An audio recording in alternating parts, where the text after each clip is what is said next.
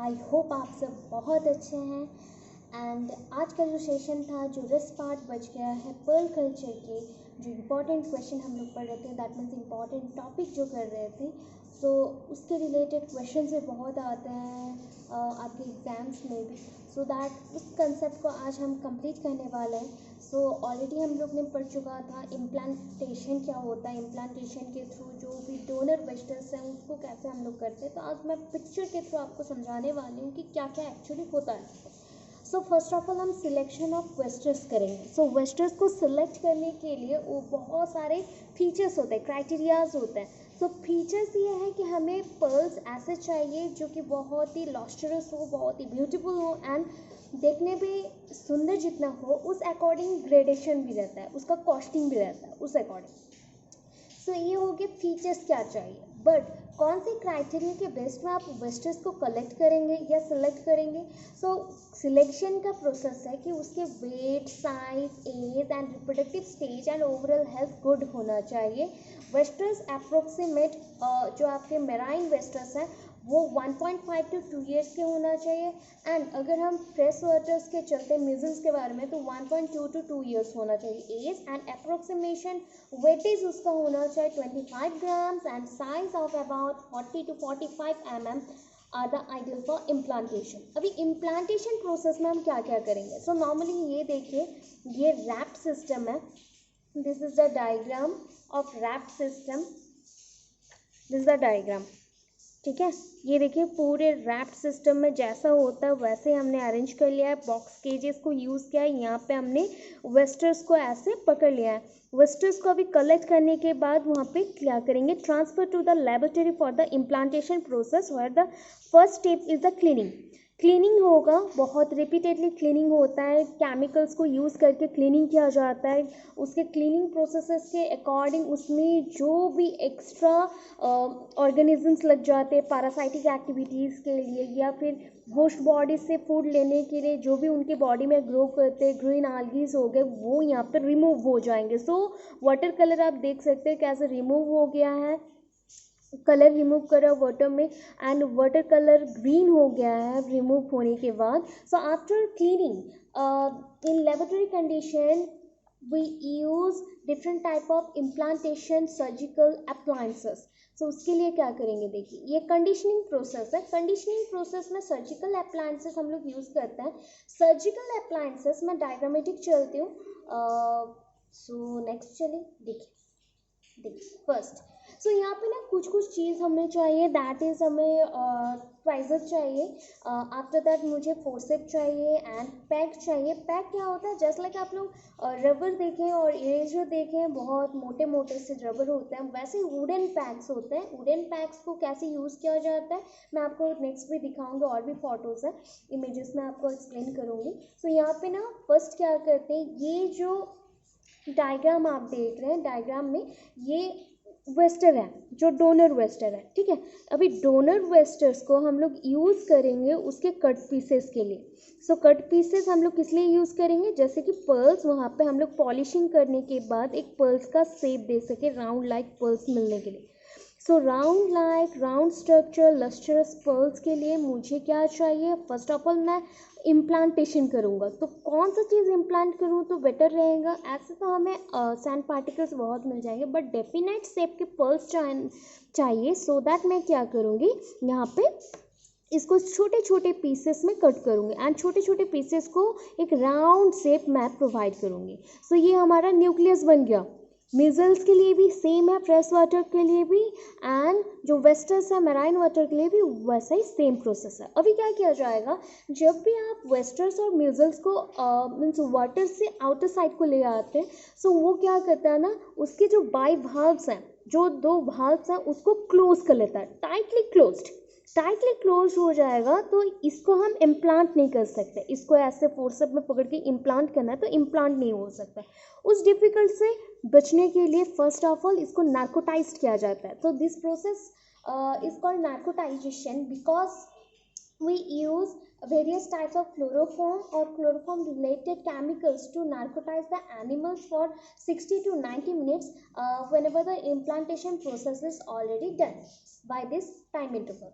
So ये जो time interval है नार्कोटाइजेशन प्रोसेस के लिए, जो टाइम इंटरवल है उस बीच में मैं क्या करूँगी, यहाँ पे एक वुडन पैग रखूँगी, बिकॉज नार्कोटाइज्ड अगर कोई इंसान को आप कर दो तो वो क्या होता है, कुछ टाइम के लिए वो पूरा सेंसलेस हो जाता है एंड उसके मुंह हाथ सब मुट्ठी जैसा रहता है वैसे ही बंद रह जाता है, मीन्स बहुत हार्डली ये सब बंद हो जाते हैं. सो क्या होता है कि आप ओपन नहीं कर सकते, उसको ओपन अप नहीं कर सकते. सो जस्ट लाइक इसको आफ्टर नार्कोटाइजेशन भी ये बंद ना हो, ओपन अप रहे. सो यहाँ पे वुडन पैग मैं इंसर्ट करूँगी. वुडन पैग जस्ट लाइक ऐसे थिकन वाला पोर्शन रहेगा, यहाँ पे मैंने इंसर्ट कर दिया सो दैट ये बाईपास और क्लोज नहीं हो सकता.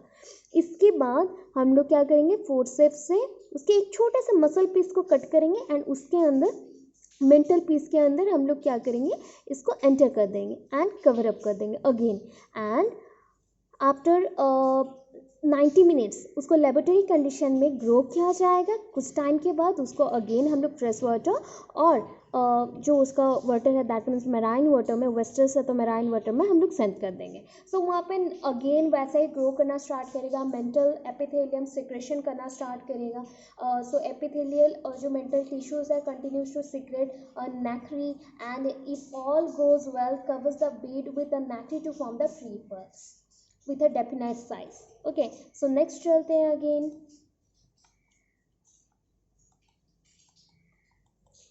So देखिए ये उसके बाद क्या होता है ना, कॉन्वालेसेंस. कॉन्वालेसेंस में क्या होता है, फ्रेशली इम्प्लांटेड जो वेस्टस है उसको हम कुछ टाइम के लिए माइल्ड सर्कुलेशन देते हैं. Suppose sweater with fresh sweater with a mild circulation for 2 to 3 days in the laboratory under close observation. मैंने जो क्लोज ऑब्जर्वेशन में बोला लेबोरेटरी कंडीशन में उसको रख देना है, क्योंकि एक कभी भी नया चीज़ अगर हम लोग इन्वेंट करते हैं उसको क्या करते हैं, लेबोरेटरी कंडीशन में रख देते हैं सो दैट उसका ग्रोइंग स्टेज को वो प्रॉपरली है कि नहीं, उसके पीएच सारे प्रोसेसेस को हम लोग जान सके. आफ्टर दैट उसे शिफ्ट करेंगे फ्रेश वाटर में और मेराइन वाटर में. उसके बाद ये तो था आपका operative culture stage. Operative culture stage next आया आपका post operative culture stage. After that हम लोग फ्लोरोस्कोपी मेथड को यूज़ करते हैं कि न्यूक्लियस जो इंसर्ट हुआ, न्यूक्लियस जो इंसर्ट हुआ दैट मीन्स जो हमने वेस्टर जो था या डोनर मिजल्स था उसके जो कट पीसेस राउंड राउंड करके हमने इम्प्लांट किया that is called the nucleus. So वो कैसे सही पोजीशन में है कि नहीं उसको चेक करने के लिए जस्ट लाइक एक्सरे टाइप का ही मशीन यूज़ करते हैं that is called fluoroscope. And fluoroscope यहाँ पे फ्लोरोसेंस यूज़ किया जाता है. Fluorescence that is a fluorescence is one kind of light in which we observe the image of a inner image of a vesicle or the muscles and find out the nucleus position properly and observe when all goes together in a proper manner or not. Okay, after that they are cultured for 4 to 18 months. they are cultured for 4 to 18 months. 18 months के लिए हम छोड़ सकते हैं, means 4 महीने से 18 months. Suppose आपने जो भी डोनर वेस्टर या डोनर मिजल्स का बॉडी पोर्शन को क्या किया, आपने सेल को कट करके जो डाला उसका साइज बहुत ज़्यादा था. सो आपका जो पर्ल्स आएगा वो डेफिनेटली थोड़ा बड़ा साइज का आएगा तो उसको हम 4 months में निकाल सकते हैं. अदरवाइज 18 months तक अगर रहा तो और भी बहुत बड़ा वाला साइज का पर्ल्स मिल जाएगा आपको. तो फाइनल जितना भी साइज आप चाहते हैं एमएम में काउंट होता है इसकी साइज. सो उस साइज़ के आपको पर्ल्स यहाँ पे मिल जाएंगे. सो डिपेंडिंग ये डिपेंड करता है कि न्यूक्लियस का साइज़ कितना है, depending on the nucleus size which was inserted by us or inserted by the scientist और लेबोरेटरियन जो भी मेंबर्स हैं उनके थ्रू एंड हम we get final size of the pearl और desired size of the pearl. Nextly चलते हैं harvesting. Normally harvesting कैसे करेंगे. सो हार्वेस्टिंग ऑलरेडी हम लोग बहुत टाइम पढ़ चुके हैं. जो भी कल्चर हो चुका है उसको कैरीड आउट किया जाएगा मैनुअली, जस्ट लाइक हम लोग पेडिक्योर मैनिक्योर करते हैं वैसे ही कैसे वो करते हैं, मंथ वाइज करते हैं या ईयर वाइज करते हैं, ऐसे ही हम लोग का चलता है प्रैक्टिस रूटीन में। वैसे ही इसको भी हम लोग कल्चर करेंगे, इसका डेफिनेट साइज आए कि नहीं, फ्लोरोस्कोपी मेथड में हम लोग ऑब्जर्व करते रहेंगे। आफ्टर दैट स्क्वीजिंग करेंगे, स्क्वीजिंग आउट द गोनट। कैसे स्क्वीजिंग आउट करना है, कोई एक पर्ल को अगर रिलीज करना है कैसे स्क्वीजिंग आउट करना है, तो ये प्रोसेस मैं आपको बताती हूँ स्क्वीजिंग आउट का। ये ओवरऑल आपका प्रोसेस है, जो जो प्रोसेस आपने किया, तो इसको सपोज आपका एग्जाम है रहा है एंड आप भूल जा रहे हैं तो इस प्रोसेस को याद रखेंगे, स्टेप्स को याद रखेंगे, सो दैट बहुत ही इजीली आप कैप्चर कर सकते हैं हर एक पॉइंट्स को, ठीक है। सो नेक्स्ट यहाँ पे वही fresh water pearl culture same है, जस्ट लाइक वेस्टर्न कल्चर जैसे होता है वैसे मीजल्स कल्चर होता है फ्रेश वाटर में, तो सेम प्रोसेस है। मैंने 2 टाइम्स दिया बिकॉज आपको कोई भी प्रॉब्लम ना हो, कोई भी डिफ़िकल्ट ना लगे कोई चीज़, सो इसलिए 2 टाइम्स मेंशन किया गया। अदरवाइज आप सिंगल में लिख सकते हैं डिफरेंस थोड़ा बहुत आप मार्क करके। सो मैंने बोला कि हम लोग ग्रेडिंग कैसे करेंगे एंड कैसे उसको हार्वेस्ट करेंगे। सो यहाँ पे देखिए फ्रेश वाटर के लिए तो हम लोग सी वाटर को यूज़ नहीं करेंगे या फिर सीसोर हमें नहीं मिलेगा, सो दैट हम लोग पॉन्ड्स बनाएंगे एंड पॉन्ड्स में ऐसे ही करेंगे, स्क्वायर और रेक्टेंगल साइज का पॉन्ड्स बनेगा एंड उसमें इसको कल्चर करेंगे बहुत ही अच्छे से, जस्ट लाइक प्रिडेशन प्रोसेस से बचाना हो, प्रीडेटर्स जो भी रहते हैं, प्रे प्रीडेटर्स रिलेशनशिप भी चलता रहता है, तो उस टाइम पे कोई खा सकता है, कुछ कर सकता है, तो पर्ल्स नहीं मिलेंगे, सो दैट उस प्रोटेक्शन भी मिल जाएगा। प्लस ये देखिए कैसे बॉक्स केजेस में वाटर के अंदर रखा गया है, उसमें कैसे प्रॉपरली जैसे एरेटेड है, प्रॉपरली जैसे पीएच मेंटेन हो, प्रेसिपिटेशन मेंटेन हो, ये ऑब्जर्व किया जा रहा है। देन देखिए यहाँ पे ऐसा बिग फील्ड है, वहाँ पे कल्चर किया जा रहा है। साइड के जो पोर्शंस है ना, इतने मंथ का एक प्रोसेसिंग चल रहा है, तो आप इसमें वेजिटेबल्स ग्रो कर सकते हैं, ऐसा चलता है बिकॉज सीफा में यही प्रोसेस में कर रहे हैं। कोचीन एंड भुवनेश्वर में जो भी इंस्टीट्यूट है आपका फ्रेश पर्ल कल्चर का या वेस्टर्न कल्चर का, सो उसमें ऐसे ही किया जा रहा है। देखिए अभी पॉन्ड से या पॉन्ड जो बड़े बड़े पॉन्ड्स हैं उससे डिफरेंट पॉन्ड से कलेक्ट किया गया बाय नेट, देन उसको क्या किया गया, लेबोरेटरी के जो टैंक्स होते हैं उसमें हमने डाल दिया, ठीक है। वहाँ से फिर ऑब्जर्व करने के लिए क्लीनिंग प्रोसेस के बाद उसको क्या करेंगे, सेपरेट आउट करके साइड बाय साइड वहाँ पे रख दिया। नेक्स्ट लिए हम चलते हैं, वैसे सेम प्रोसेस है, 12 to 18 मंथ्स इसमें लगते हैं। सो उसके बाद देखिए ये मैंने बोला था एक वुडन पैक हम लोग यूज़ करते हैं, तो वुडन पैक को कैसे इंसर्ट किया गया फोर्सेप के थ्रू पकड़ के बाइवाल्व्स के माउथ को। आफ्टर दैट देखिए ये फ्रेशली कलेक्टेड है वेस्टर्स, ये म्यूजल्स है, एक्चुअली दिस आर द म्यूजल्स। अगर प्लेन बॉडी सरफेस रहे दिस आर कॉल्ड म्यूजल्स, एंड इसमें अगर रफ रहता एंड स्किन में थोड़ा रफनेस के साथ वेवी लाइक अपीयरेंस आता दैन उसको हम लोग वेस्टर्स बोलते हैं। ये पॉन्ड में कल्चर किया जा रहा है। नियरली देखिए एम्प्टी ड्रम्स हम लोग यूज़ नहीं कर रहे पॉन्ड्स में बिकॉज पॉन्ड एरिया ऐसे भी छोटा है, सो यहाँ पे हम लोग एम्प्टी बोटल्स यूज़ किए हैं। एंड देखिए ये नॉर्मली एक वेस्टर है, वेस्टर से कैसे ये है गोनट, ठीक है, उसके बॉडी में जो भी गोनट्स है उसको हम स्क्वीज करके क्या करते हैं, पर्ल्स को निकालते हैं। यहाँ पे है ये बहुत सारे एट ए टाइम आप 7 8 9 10 12 पर्ल्स भी निकाल सकते हैं। ये लॉस्चरस वैल्यू के अकॉर्डिंग, सरफेस साइज के अकॉर्डिंग, दैट मीन्स सरफेस कितना स्मूथ है कितना रफ है उसके अकॉर्डिंग, शेप के अकॉर्डिंग देखिए राउंड थोड़ा सा टिल्टेड हो गया, थोड़ा सा ऐसे प्रोजेक्ट आउट हो गया, दैन शेप चेंज। कलर के अकॉर्डिंग देखिए कितने टाइप्स का है, रोज है, दैन सिल्वर, रेड वाइट है, cream, gold, blue, grey, and size के अकॉर्डिंग 3 mm to 10 mm का होता है।